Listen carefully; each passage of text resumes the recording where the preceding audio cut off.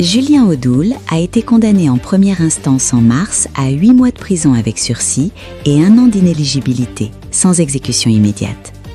À la barre, le député RN est à nouveau jugé dans le procès en appel des assistants parlementaires du FN pour avoir été payé par le Parlement européen en remplissant des fonctions au sein du parti d'extrême droite. Le tribunal l'a interrogé ce mardi matin. À la Cour d'appel de Paris, il se tient droit dans son costume bleu foncé, les mains posées sur le pupitre, et parvient à garder son calme malgré des questions répétées, insistantes et agaçantes de la présidente Michèle Agy. Julien Audoul répond d'une petite voix, souvent de manière brouillonne, peu convaincante à en croire les réactions du tribunal.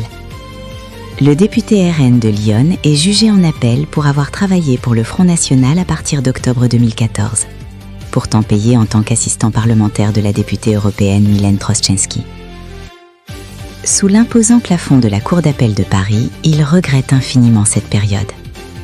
À l'époque, c'est un jeune homme de 29 ans engagé dans la politique, d'abord l'UDI pour se tourner vers le Front National, pas encore renommé Rassemblement National, en 2014.